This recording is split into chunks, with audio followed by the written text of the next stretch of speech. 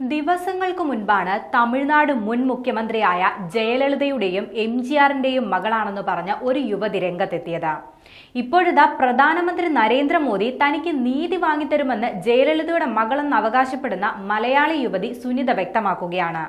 ജയലളിതയെ കൊലപ്പെടുത്തിയതാണെന്ന് ആരോപിച്ച് രാഷ്ട്രപതിക്കും പ്രധാനമന്ത്രിക്കും സുപ്രീംകോടതി ചീഫ് ജസ്റ്റിസിനും സുനിത നിവേദനം നൽകിയിരുന്നു. അമ്മയുടെ നല്ലൊരു സുഹൃത്തുകൂടിയായിരുന്നു മോദിജി. അമ്മ ഇക്കാര്യം തന്നോട് പറഞ്ഞിട്ടുണ്ട്. മോദിയെ കാണാൻ ശ്രമിച്ചിരുന്നു, പക്ഷേ പറ്റിയില്ല.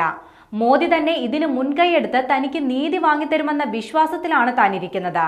എനിക്ക് പണമൊന്നുമല്ല വേണ്ടത്, അമ്മയുടെ ഘാതകരെ നിയമത്തിന് മുന്നിൽ കൊണ്ടുവരണം, അത് മാത്രമാണ് വേണ്ടതെന്നും സുനിത പറയുന്നുണ്ട്.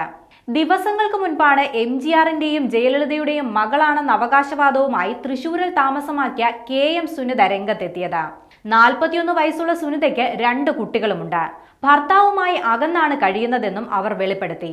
ചെന്നൈയിൽ ജനിച്ച തന്നെ എംജിആർ ജോലിക്കാരനായ മാധവൻ വഴി കേരളത്തിലേക്ക് മാറ്റി. ഇതിന് ജയലളിതയുടെ അനുമതിയില്ലായിരുന്നു. അതീവ രഹസ്യമായാണ് തന്നെ വളർത്തിയത്. എംജിആർ ആണ് സുനിതയെന്ന് പേരിട്ടത്. തനിക്ക് 2.5 വയസ്സുള്ളപ്പോൾ അദ്ദേഹം മരിച്ചു. 18 വയസ്സായപ്പോൾ ജയലളിത DNA പരിശോധന നടത്തി താനാണ് അവരുടെ മകളെന്ന് തിരിച്ചറിഞ്ഞിരുന്നു.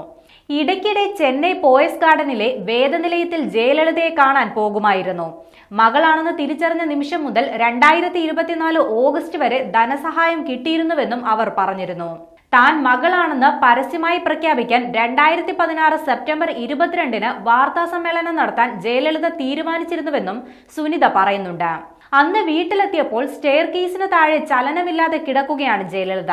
മുകളിൽ നിന്ന് തള്ളിയിട്ട നിലയിലായിരുന്നു. TTV ദിനകരൻ, ഇളവരശി, സുധാകരൻ എന്നിവർ അവർക്കു ചുറ്റും നിൽക്കുന്നുണ്ടായിരുന്നു. VK ശശികല ജയലളിതയുടെ മുഖത്തടിക്കുന്നത് കാണുകയും ചെയ്തു. ഞെട്ടിത്തെറിച്ച് കരയാൻ പോയപ്പോൾ ജീവനക്കാരിൽ ഒരാൾ തന്റെ വായ പൊത്തിപ്പിടിച്ച് പുറത്തേക്ക് കൊണ്ടുപോയി.